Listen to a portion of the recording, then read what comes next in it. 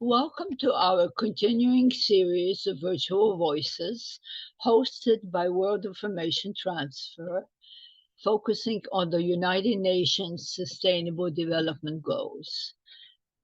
Our moderator is Susie Halleck. Our speaker today is Dr. Kamran Fallahpour, who is a neuroscientist, clinical psychologist, and the founder of the Brain Research Center in New York City. He has over 20 years of experience in research and development, as well as clinical application of brain mapping techniques such as QEEG, brain-computer interface, and other neuromodulation techniques. He is also the founder and chief science officer of Vital Neuro, a neurotechnology startup that has developed proprietary and scalable solutions to help the global crisis of mental health. Dr. Fallahpour is affiliated with the Icahn School of Medicine at Mount Sinai as a clinical instructor in psychiatry. Over to you, Dr. Fallahpour. Thank you very much. So very happy to be here and talking about the topic. Thank you, Dr. Durbak, for inviting me. So I'll get right to it. The topic today is brain mapping, neurotechnology, and brain training methodologies that we have been using to treat neuropsychological issues. But it has also vaster implications for brain health, mental health treatment for the masses as we are entering this era where mental health issues and the stress epidemic, etc., has become a global epidemic that needs to be dealt with. This global crisis of mental health has a trajectory that, in terms of mental illnesses, turning into chronic crisis mode that's depleting our resiliency, and as the epidemic of stress-related disorders such as anxiety, PTSD, especially with what's going on around the world today, depression, are increasing in an alarming rate, where suicide, especially in children and young adults, has become the second leading cause of death. So these are basically issues that we're thinking about and trying to tackle this problem that obviously is a global issue that needs to be dealt with. And we want to talk about some emerging technologies and solutions that have a promise of helping in this way. So if you look at what's going on in the world today, and let's start with talking about US, we have, well, globally, we have 970 million people around the world struggling with some mental illness or drug abuse. 21% of adults, over 50 million Americans, are experiencing mental illness, and many up to millions of adults in the US experience serious thoughts of suicide. That's a huge number. An alarming number here that's highlighted is nearly 20% of our high school students report serious thoughts of suicide. 9% of them have already made an attempt to take their lives. So these are very alarming statistics, and in fact, they are very conservative statistics. In fact, when I've talked to some experts, you know, the idea is that, in fact, this is what's reported, but it's much worse than this. Now, if you think about this and then put that next to the fact that these days, getting an average consult these days actually takes about 6 weeks.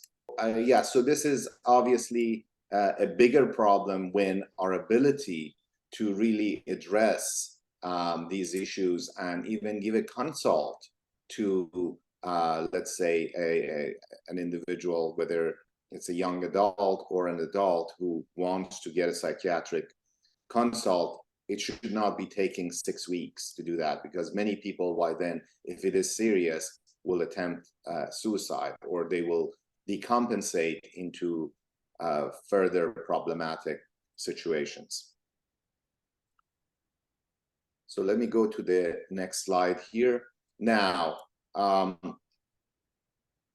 we have problems with the current paradigm we have for dealing with psychiatric issues.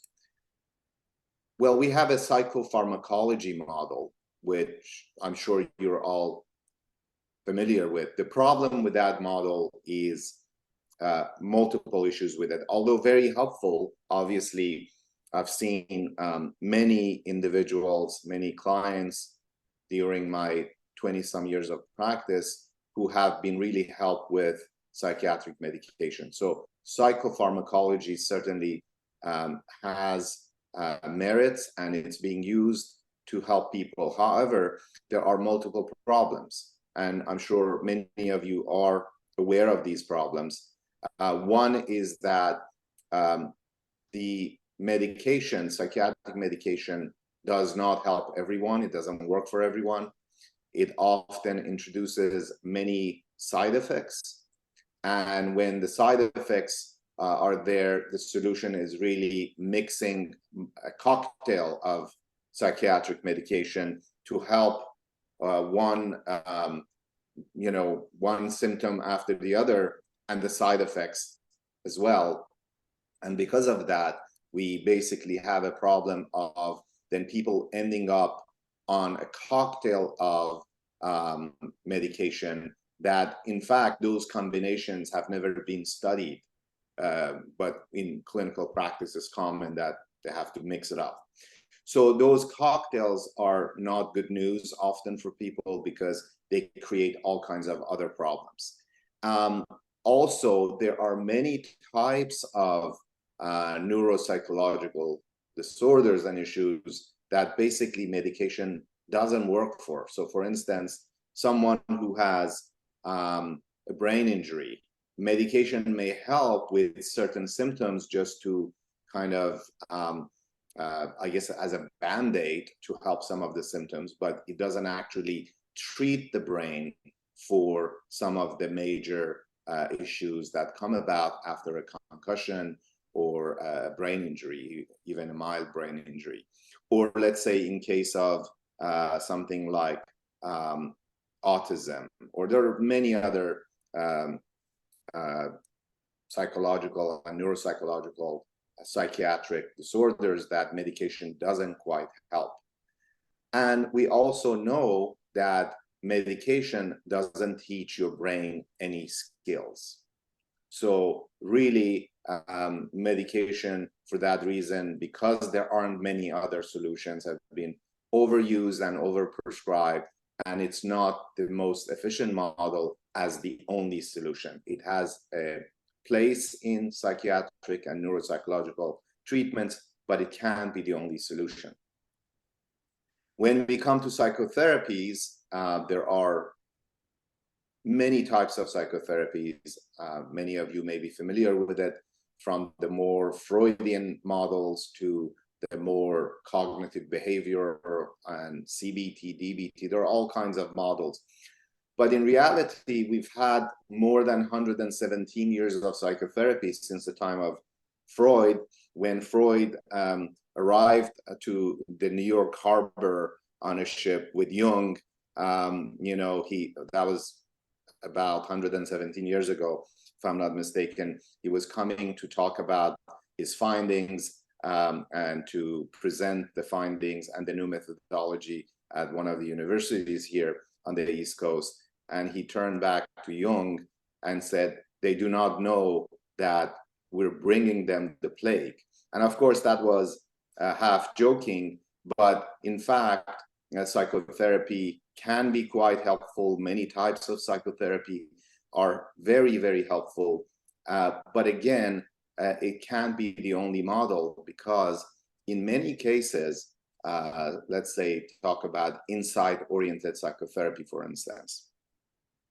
Insight alone does not change one's feelings and behavior. So many patients gain awareness of the root of their problems, and they gain insight about their behavior or why they feel a certain way, but that insight alone does not necessarily change and shift the problem. So in many ways, again, although psychotherapy is very helpful, but in many types of disorders, especially if they have neuropsychological underpinning, they're just scratching the surface. Now, there are obviously other emerging models and methods for helping psychiatric symptoms. We were just talking about psychedelics, for instance. There are other methodologies, and each have merits, but many of these need to be studied more, and we need more history with treating using these methodologies to make sure they are safe. But there's potential hope that some of these methodologies can help. But if I want to summarize for you what the problem is with our current paradigm is lack of effectiveness. Well, sometimes there is effectiveness, but not always. Scalability. If you look at the psychopharmacology model or even psychotherapy model, we cannot scale it. It's not scalable. We are dealing with a global crisis where there aren't enough educated and skilled therapists or psychopharmacologists to really deal with the problem. And the third criteria is affordability, which again is something that neither with psychotherapy nor with the psychopharmacology model is really achievable.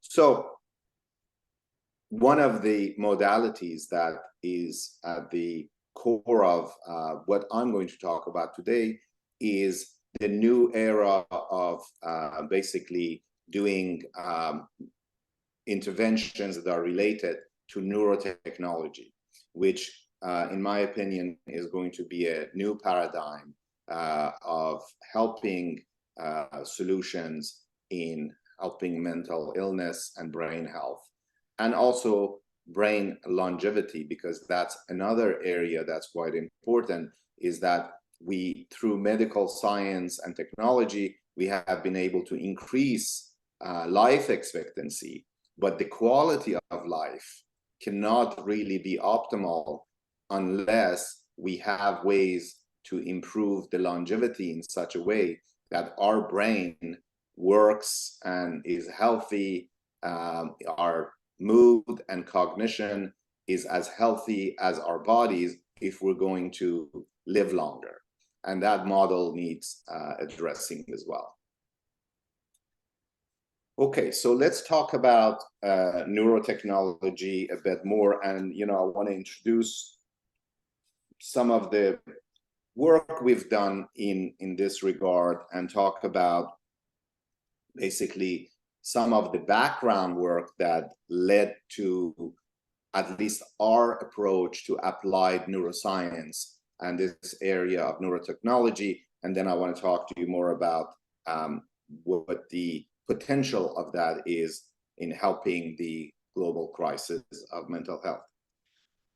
So our team, with a bunch of international neuroscientists, we developed the first international brain database, performing and analyzing thousands of brain maps, and bringing kind of converging evidence from integration of data from brain functions, psychometrics, which is really tests of cognition, like attention, focus, memory, executive functions, and also some genetics to basically bring about a reference database that can help with neuroscience approaches to treating mental health.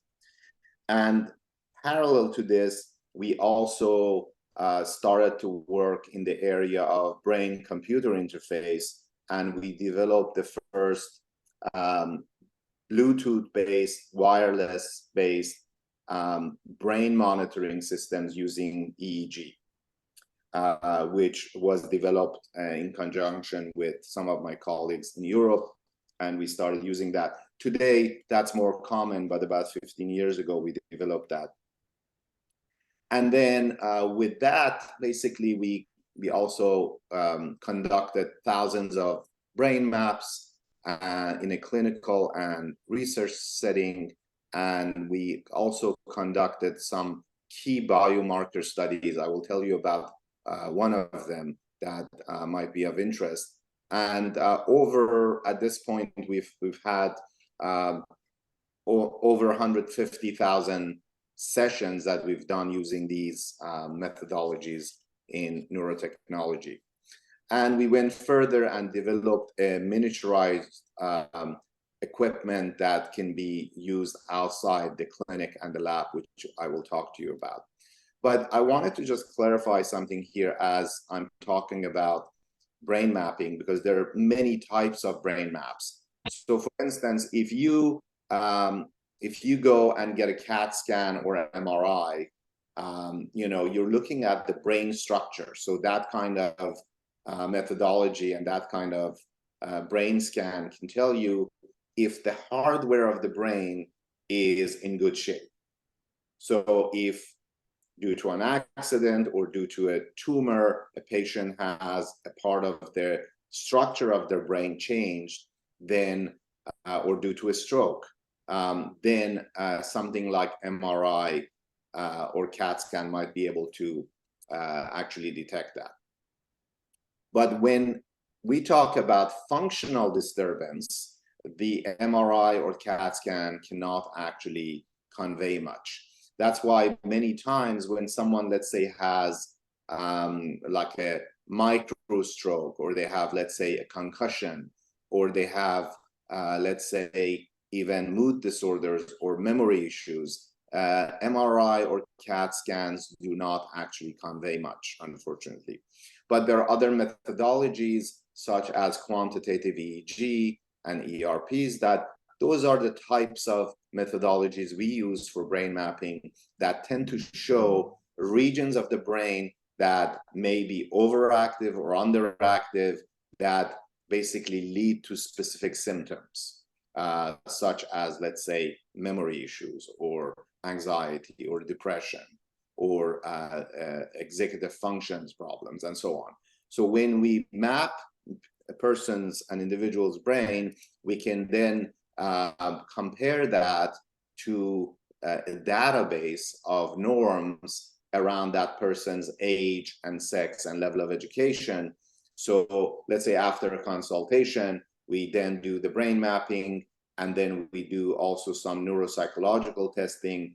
This gives us the ability to really understand what kind of functional disturbances are happening at the brain level due to any etiology, whether it was, let's say, a genetic component to it that is ADD, or some might have an anxiety disorder that's more related to genetic factors, or depression, for instance, or let's say Alzheimer's or minimal cognitive impairment. So regardless of the etiology, we're able to see the functional disturbance at the brain level and kind of be able to then personalize the treatment to that specific person, rather than generalities of, okay, most people with depression have this type of brain, or most people with ADD have this type of brain, or most people who have memory issues, they have this kind of brain, because each individual is unique and a personalized approach is needed in order to assess their brain cognition, and then basically develop that personalized treatment plan that is tailored to their brain and to their symptoms. Then in terms of the interventions, there are many interventions, multiple interventions that are available. So there's real-time brain training and monitoring or neurofeedback.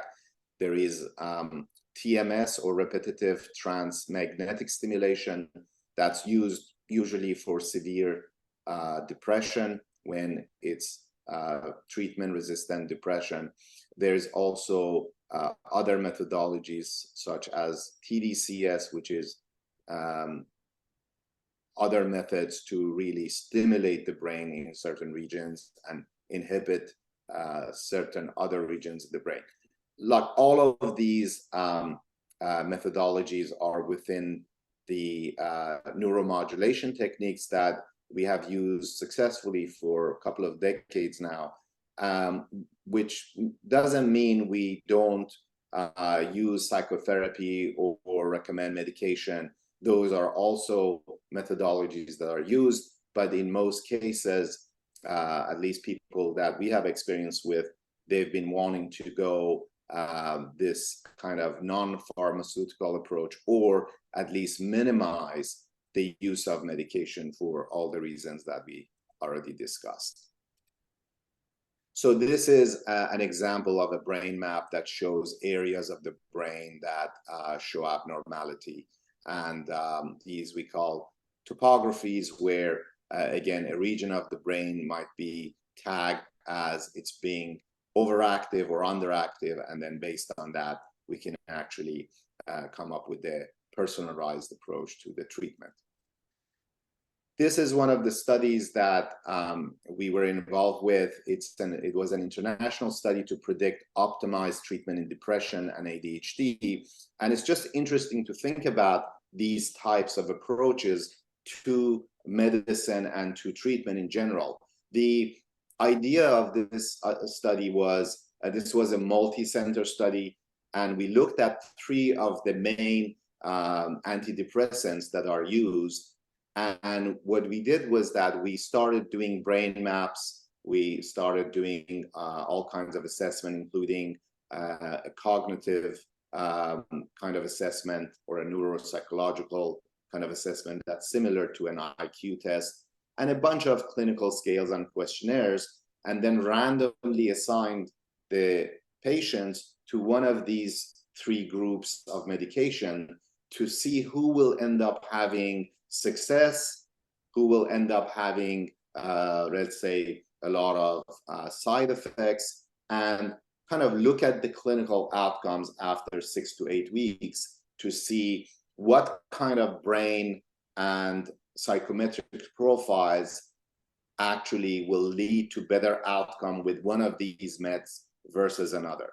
And the reason I'm mentioning this is that that is the type of personalized approach that's needed in psychiatry and in dealing with mental health, rather than the norm these days. It's a trial and error for medication. And if one medication doesn't work, then they go to the next medication and so on, or we just add medication. And these are examples of international studies that have been done successfully to target actually understanding that how we can personalize that type of intervention. So in my opinion, the future of brain health is going to depend on more and more methodologies that bring about some of these points here that I'm talking to you about. So one of them is methodologies that help rewire the brain. What does it mean to rewire the brain? Well, our brain is hardwired based on our genetics and based on our experiences and our learning. It's been hardwired to be the way it is. So we function in particular ways, and we may be more prone towards anxiety or insomnia or depression, or of course we can talk about positive sides of that as well. But these things have been hardwired into the kind of neural networks of our brain. Now, methodologies that help to rewire the brain, to help to retrain the brain, are going to be key in the future. Brain training is going to be part of the future, and we'll talk about how that's going to be possible. The other point is personalization of treatment, which means that treatment needs to be personalized to that person because each person is unique. 2 people with depression or ADD or even cognitive issues are not the same. They are very different often. Also, now we are in the era of data and objective measures. Treatment needs to be based on data and objective measures that can be actually followed up. So for instance, when we do treatment, we do a brain map and we do our testing. We do, let's say, a few months of treatment, and then we redo the brain map. And we can actually see that the brain has changed. The functional, basically, the functional parameters in the brain at rest has changed, which means the treatment has worked. We also look at symptom profiles. We look at the performance in tests such as memory, attention, executive functions, and so on. So that means that type of treatment and assessment is objective, and actually you can see data on it. The treatment models need to promote self-regulation. In other words, we need to teach our brain and our nervous system how to better regulate ourselves. Again, going back to medication or even some other methodologies, although helpful, they don't necessarily teach us self-regulation. This is something that's been missing a lot in intervention use for psychiatric treatment. The other aspect of this is really the way, from an evolutionary point of view, our nervous system, our brain, and our autonomic nervous system. Autonomic nervous system is a part of our nervous system that really works automatically. So we are not in conscious control of it. So when you have reactions to anxiety, to stress, parts of your nervous system start to almost hijack your body and your brain and your nervous system into situations where are difficult to control. The reason for that is that our nervous system, from an evolutionary point of view, was designed and evolved in such a way that needed to respond to stress and anxiety in a very quick way in order to survive. Today, in our culture and where we are in our evolution as species, we are mistaking little deadlines or daily problems with life and death situations. In other words, our nervous system, our autonomic nervous system, has a program that's thousands and thousands years old and is no longer adapted to our new environment. And that needs an upgrade. That needs to be rewired as well. And one of the key concepts that is going to be, I believe, is going to be more and more relevant to this type of treatment and this kind of mindset towards helping with mental health globally is enhancing what we call interoception. Now, interoception is a term that's used that describes the signals that are coming from your internal organs and systems. Like there's a brain and body connection. You have a connection to your gut. In fact, behind our gut, there is a bundle of neurons that communicates with our brain and our body. And it's kind of almost like a second brain. That's why sometimes when you're anxious or you are not in a good mood, or you're worried, you might have that feeling in your stomach. So there are connections between our brain and body that we're not really that aware of, but we are able to get trained to become more and more aware of these processes. So really, this is mapping the body's internal landscape across conscious and unconscious levels. I believe that this concept is going to be one of the most important concepts in the upcoming modalities and methodologies that are going to emerge in brain health. So now I want to talk to you a little bit about what we're seeing towards wearable technologies, because really the future of brain health and the future of our psychiatric and mental health is also going to depend on some wearable devices. So many of you may be familiar with, or maybe you use something like the Apple Watch or the Oura Ring or the Whoop. These devices basically are helping with the interoception focus that I was just talking about.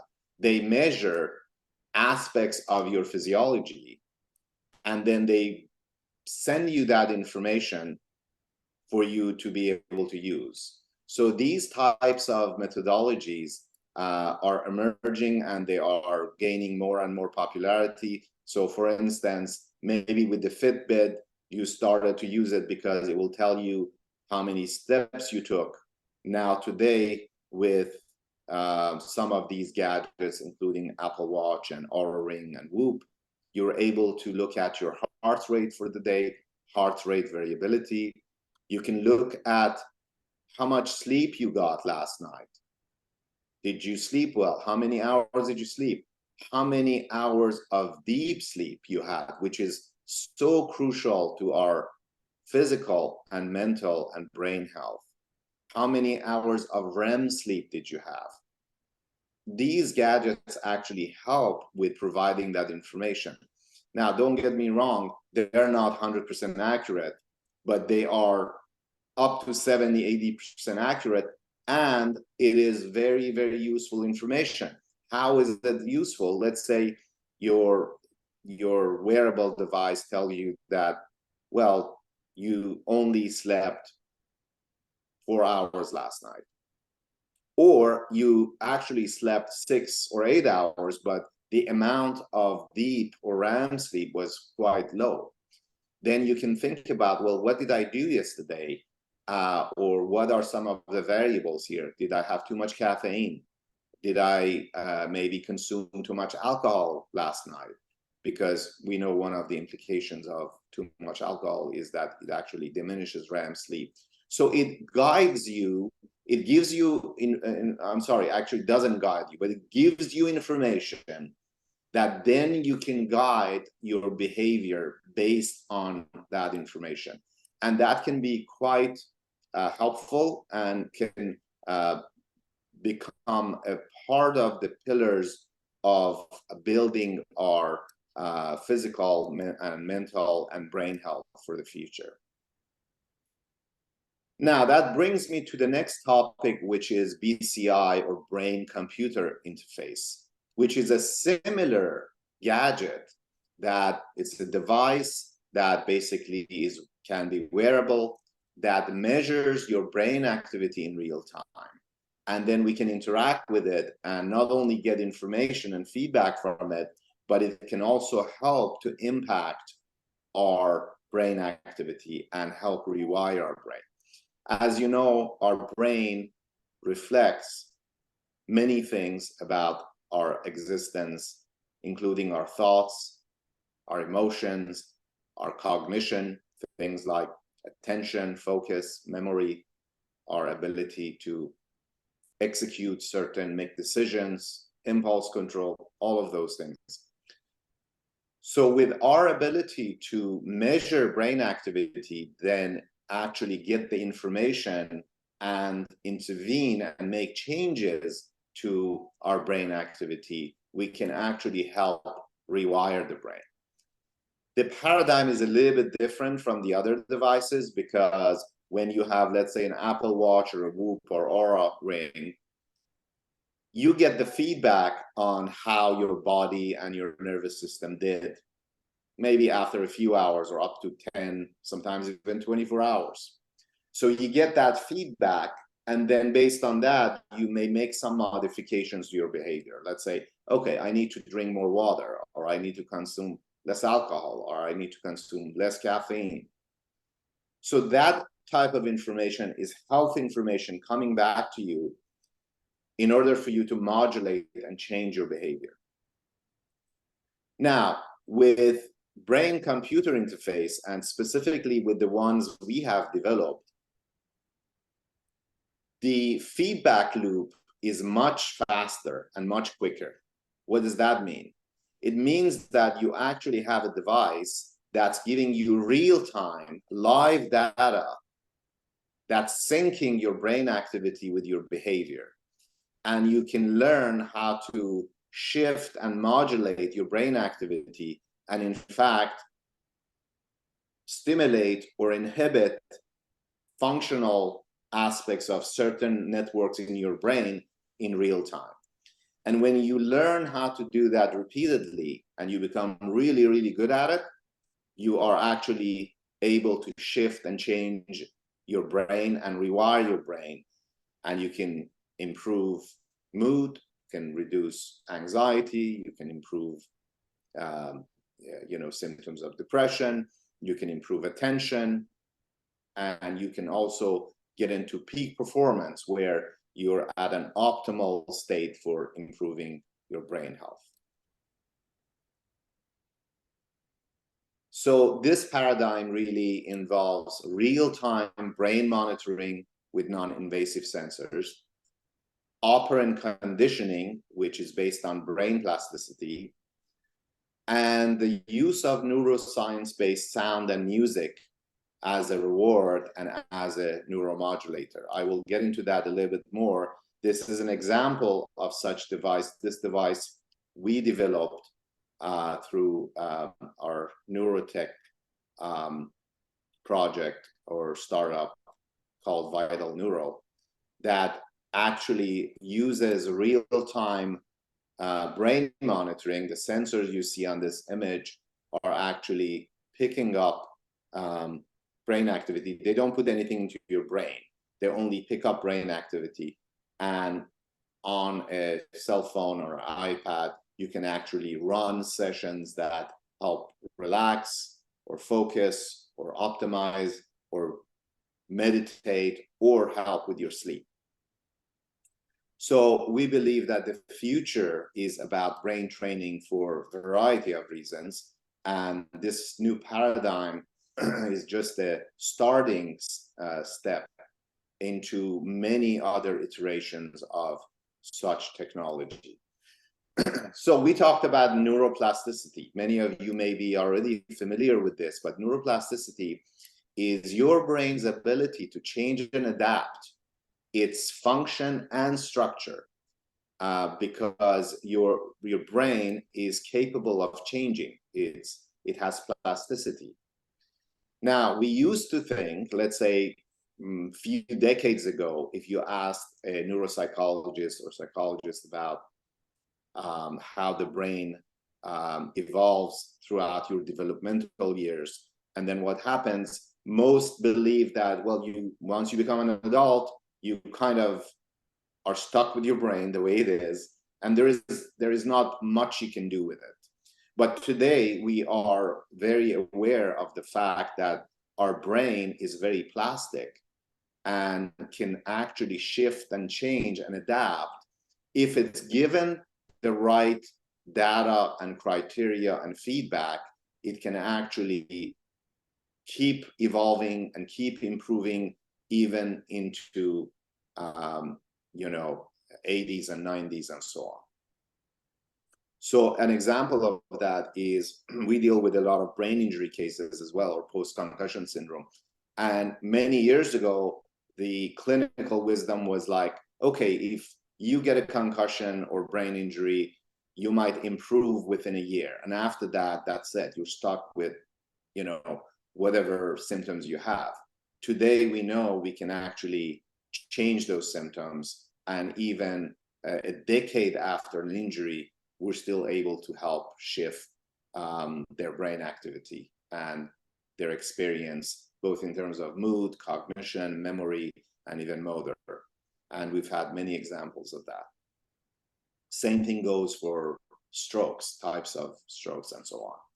So as you can see then, based on this, our ability to mold and shape and change our brain is still quite capable, and it's a very important, astonishing kind of talent that our brain possesses. And we use that obviously clinically. And that is based on a concept that in neuroscience has become very trendy. It is that neurons that fire together wire together, meaning that, and what's fascinating about that, that we can guide the brain to rewire in specific ways and in very precise ways to help generalize certain skills.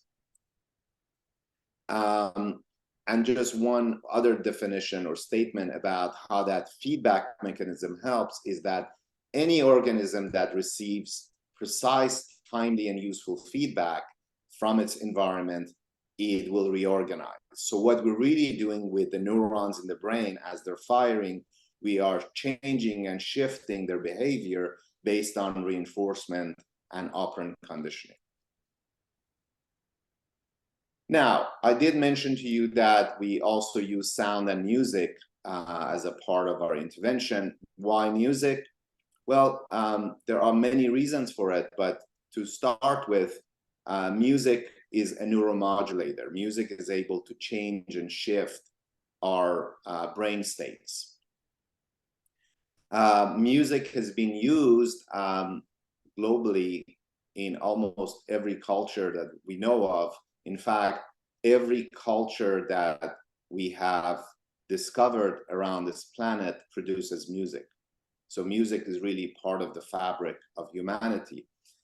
And music, in fact, in some ways, goes beyond language in terms of its ability to communicate, because it communicates very complex kind of ideas and emotions. I see a typo right there. So that's supposed to be emotions. Very complex emotions, better than language. But what's also fascinating about music is that music is the only of our senses that activates almost the entire brain.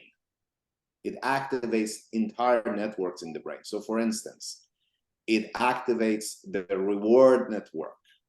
It activates the executive function network because of expectation. It activates, areas of the brain that have to do with emotions, the limbic system. It activates premotor and motor areas. So music activates the entire brain, and it's very, very important and very unique the way music can actually impact the brain and our cognition and our emotions. And it also can help improve self-regulation, induce release of feel-good neurotransmitters. Such neurotransmitters can help, like, dopamine and serotonin can help with our mood and our motivation. The other important and very fascinating fact about music is that unlike other senses, we actually perceive music not only through our ears, but also through our whole body. There is something called bone conduction, but also aside from the bone conduction, meaning that our bones actually receive vibrations and send it to the brain. But the other parts are organs, even components, very specific components in our temporal lobe and our inner ear and other pathways within the auditory system actually resonate at the same frequency as sound and music that's being played. So therefore, music in that way actually makes your physiology an instrument that plays along with it. And that in itself is very impactful and very fascinating. And we actually coined this new term as neuroresponsive music, because we have developed sound and music that changes in real time in response to your brain activity. And we use that therapeutically in these devices we mentioned. So for instance, when we want to improve relaxation or focus and so on, we use different types of music, but the music can actually shift and change in real time in response to the changes in your brain as you're using the device. I'm going to give you an example, if I can actually play this. I don't know if you guys are able to hear the sound on this. Can you hear the music? Actually, no.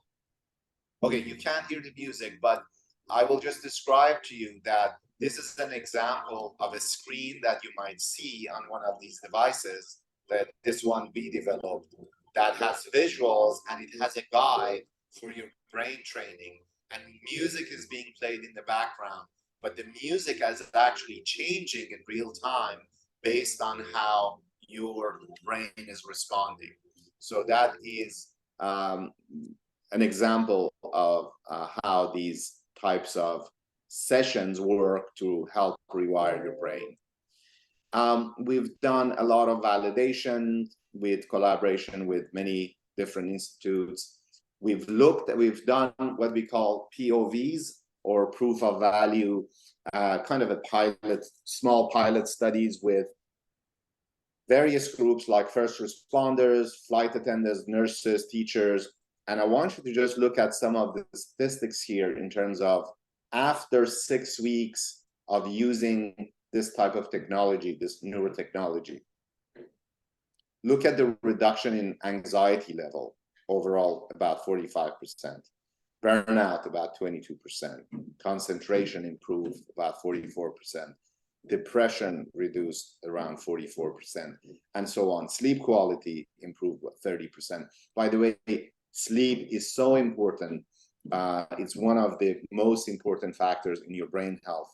And earlier on, we were talking about also brain health in relation to, let's say, minimal cognitive impairment, memory issues, Alzheimer's. One of the key factors in keeping your brain healthy and preventing memory issues and ultimately Alzheimer's, although there's a genetic component to it.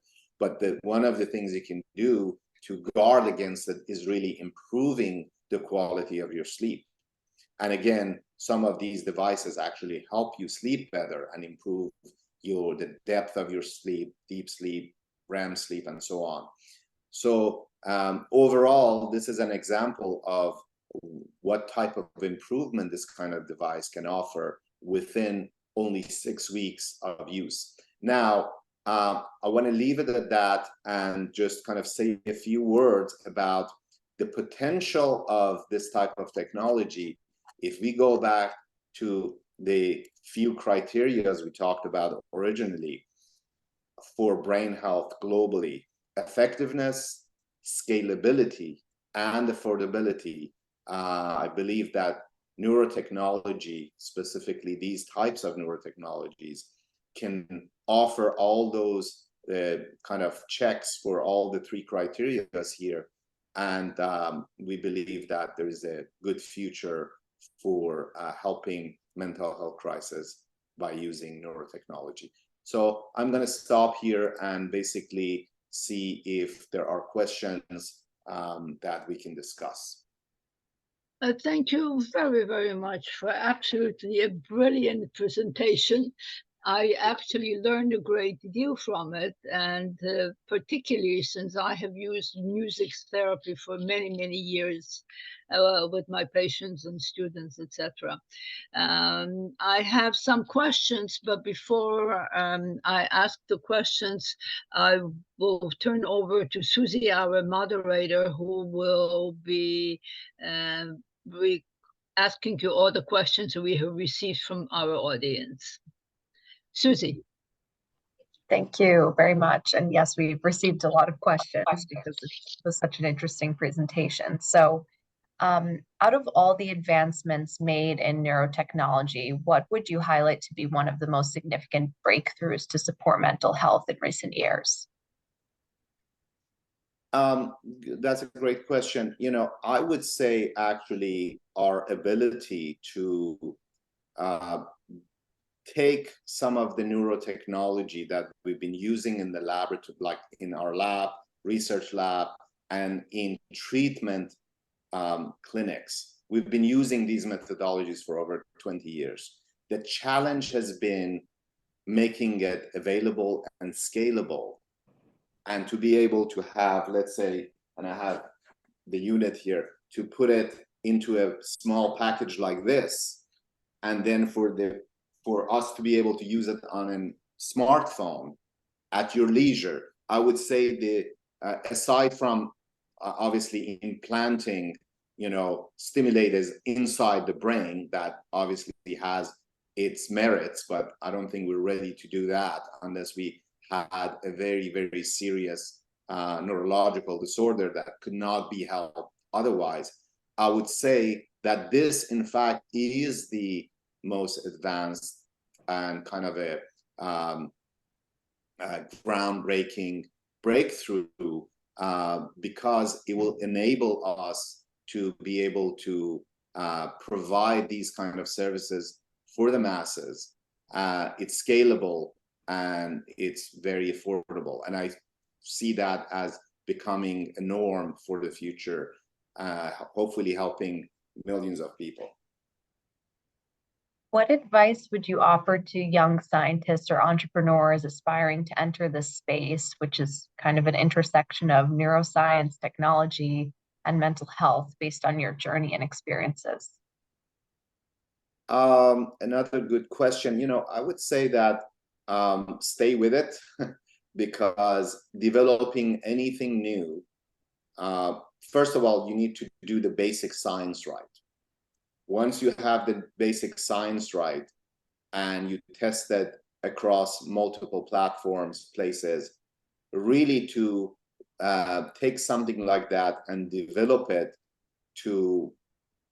for it to be something that's usable by an average user takes a lot of work.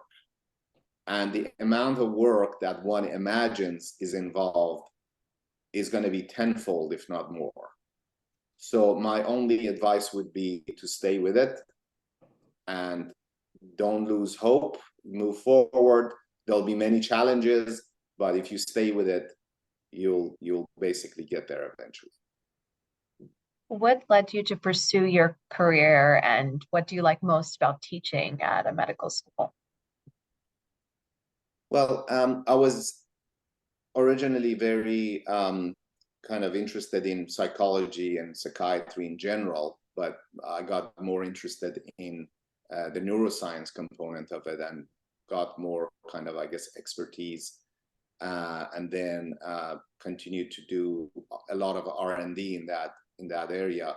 What I like about it most personally is innovations in this area. I love the creative kind of component of what you can offer in kind of neuroscience, where there's still a lot of advancements that we can make. But also when I see the impact of that on people's lives, and I've seen throughout my own practice for years, people's lives improve.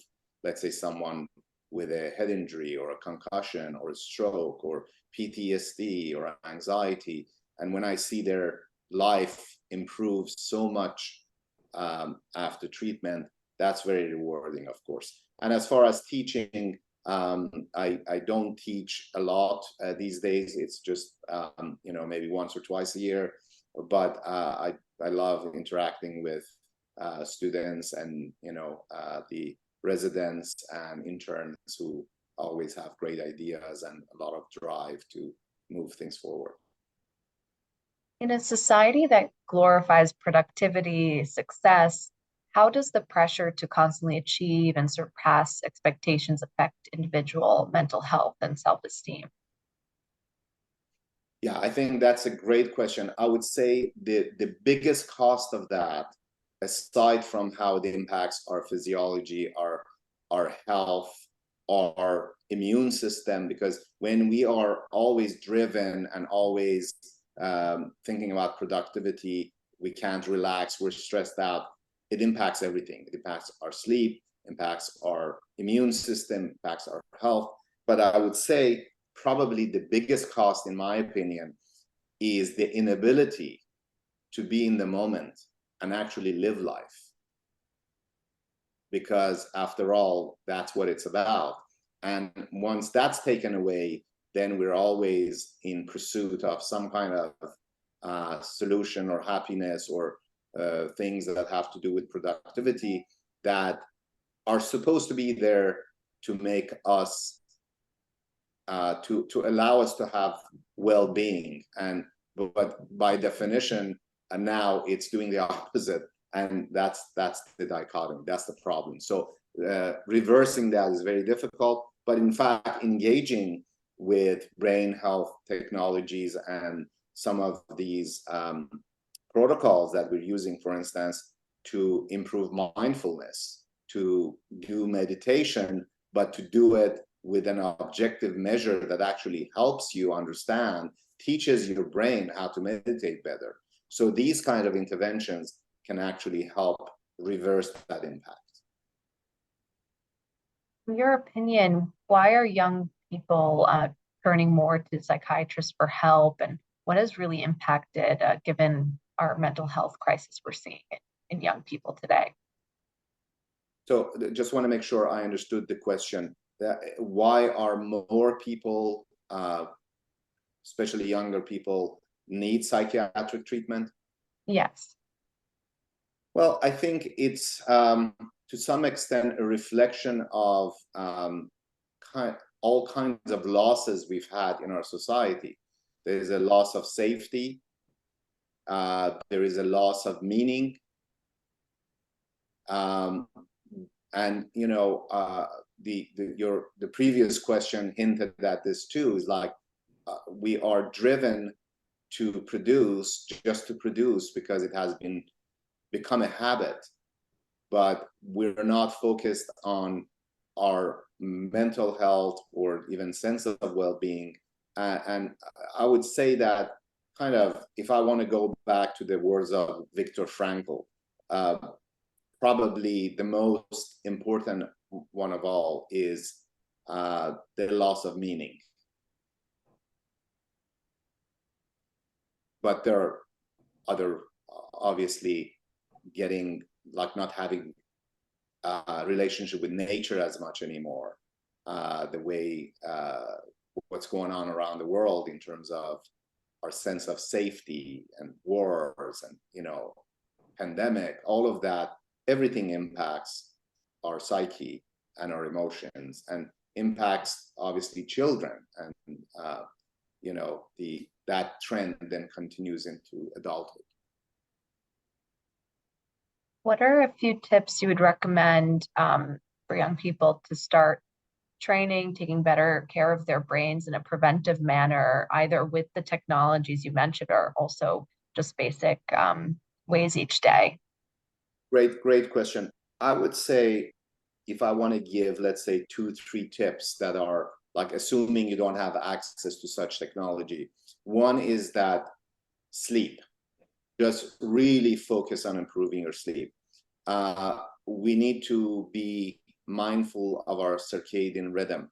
We need to be in a state where we are able to sleep not too many hours after it gets dark and wake up not too many hours after sunrise. In fact, having exposure to intense sunlight outdoor, not indoors, outdoor every morning at the same time or around the same time is a key factor in retuning our circadian rhythm. So I would say that is probably one of the most important ones. The second one I would say has to do with physical exercise. We all know the benefits of cardio, but these days in neuroscience, we're noticing that in fact, weightlifting has a lot of benefits for both mood and cognition. So that would be, I would say, the second one. And the third one, I want to go back to the question of meaning and purpose and finding that something to do in life that gives you a sense of meaning. I would say if we cover those three, you know, that's a pretty good start. Very helpful. Thank you. You talked about these gadgets that are increasing in popularity. Which daily tracking mechanisms do you use personally, and do you find them to be helpful? Yeah, I have a Whoop, and I have also the Aura Ring, Apple Watch I have used from time to time. I would say Whoop and Aura Ring I use, I would recommend more. And of course, I use the one we developed, the Vital Neuro, for the brain training as another way of not only tracking, but mostly training for various brain states. What are ways that you get better sleep? It sounds like it's important to get sunlight each morning, reduce caffeine. There are other ways that you've kind of improved your sleep. Having a meditative practice. Now, I happen to use this device instead of meditation, but if you don't have access to something like that, just meditation in the evening before going to bed, and reducing, this is very important, this is key also, reducing light, especially blue light, 2-3 hours before you want to go to bed, you want to go to sleep. All of the screens, whether it's your phone, whether it's computer, they all emit types of blue light that reduce melatonin release. Melatonin helps with is a natural hormone that is released and helps you feel sleepy. And if you have too much exposure, or any exposure for that matter, in the late hours to blue light, it's going to reduce your melatonin release. And that's going to inhibit your ability to sleep. Thinking about a war context, as many audience members have joined from Ukraine, PTSD is often associated with war trauma. How do some of the approaches that you discussed today kind of differ or adapt to help those who are experiencing PTSD? Question. In fact, PTSD is one of the areas we can be helpful a lot with this device. In fact, I just sent one of these to be tested in Ukraine for a population of women who have been exposed to either PTSD due to war, or to other types of traumas they've gone through. So we're very actively kind of trying to use these kinds of technologies to help with PTSD in a variety of situations. We've also worked with veterans in the past using the same technology, and I think we're going to see more and more usage of this type of technology because, again, it is something that is scalable, and it doesn't necessarily need or require the person to go and attend to a meeting or to see a therapist. So from that point of view, the ease of use is really important, and the convenience. How can insights from neuroscience be practically applied to enhance workplace productivity and employee well-being? Are there specific interventions or strategies that organizations can implement based on neuroscientific principles? Oh, absolutely. In fact, we have our devices in some of the top companies right now being tested for work productivity, because not only it can help reduce stress, anxiety, improve sleep, but it can also help with improving focus and peak performance, especially if you have a type of work that is intense, or stress is a problem, or that because of other health or mental health issues, there's kind of more of a need of a support. In all of those cases, these devices can be quite helpful. You spoke about this in your presentation, but received a lot of questions about the brain mapping concept and how it's used to study neuropsychological disorders. how it can help determine what part of the brain needs to be treated, etc. Do you mind just speaking to that at a high level? Sure. So imagine that, if, let's say, a new patient comes into our door, aside from the clinical interview, or what we call the intake, which really taking a history of symptoms, past, their treatment history, symptom history, goals, etc. We do two other types of testing. One is a brain map, which is basically as simple as putting on a cap that looks like a shower cap and has all these sensors on it. Nothing goes into the brain, but we record brain activity.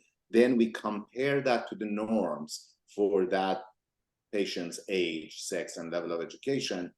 That will determine and tell us where in the brain, in terms of what area, what networks in the brain are overactive or underactive. And when we have that information, like for instance, many children and adults with ADD or ADHD have a lot of inefficiencies in processing information in the prefrontal lobe and frontal lobe. In other words, that region of the brain is not functioning properly. In terms of anxiety, there could be other areas of the brain that are overactive, and so on. With depression, we might, look at another type of signature in the brain. We also run a bunch of tests that measure things such as attention, focus, memory, and so on. And with the convergence of all this data and basically the interview, knowing what the symptoms and the goals are, then we can actually recommend a treatment protocol that may be partially neurofeedback, partially TMS, TDCS, even talk therapy in many cases can be also helpful. But without these deeper ways of really rewiring the brain, talk therapy can go only so far. And sometimes people do need just psychotropic medication. They need some kind, let's say if someone comes in with some kind of a, let's say, schizophrenia, then, medication is the way to go. Some types of depression, medication is the answer. But there are many cases where medication can be helpful to some extent, but it's not the answer. And that's when there's a lot of other interventions that can be helpful. What role do technological advancements in neuroscience play in making mental health treatments more effective and personalized? So it can play a great role and a very significant role. An example of it was the eye spot studies that I mentioned, that basically comparing medication assignment based on trial and error versus methodologies that are based on neurotechnology and neuroscience that can actually determine what kind of treatment might actually be more applicable, that may be based on basically the testing that was done. So I think that the role of this type of, and think about all the data. I mean, when we gather the data from various people with various disorders or various situations, then with the use of AI, the efficacy of such models can improve and increase tremendously. And as we wrap up our Q&A, thank you so much for all of the helpful responses. How do you believe advancements in your technology are shaping the future of mental health care globally, and what's your general outlook on this field? Yeah, we are very hopeful about this direction. Obviously, we are taking just the first steps, and I think the future is very bright, not only with this technology, but also many other emerging technologies that are going to help us shape the future for better mental health and scalable solutions that don't require waiting for 6 weeks, for instance, and also better outcomes that are based on data and personalized approach. So I think the future is going to be very, very bright. Thank you very much. I'll turn back to Dr. Durbak. Thank you very, very much, Dr. Fallahpour. This was really a brilliant presentation and a tremendous amount of educational for the fact that you are focused on developing apparatus that is wearable and the technology for the function to be able to study the functioning of the brain and to be able to help achieve an understanding of what is going on in the prefrontal system. That reminds me of what has been going on with the stem cell development. So thank you very much for coming, and thank you very much for sharing it. And Susie, thank you very much for hosting. And I do hope that you will be able to come back and elaborate on some of the issues in the near future. And in the meantime, have a wonderful week. I hope to see you relatively soon. And do take good care of yourself. And goodbye.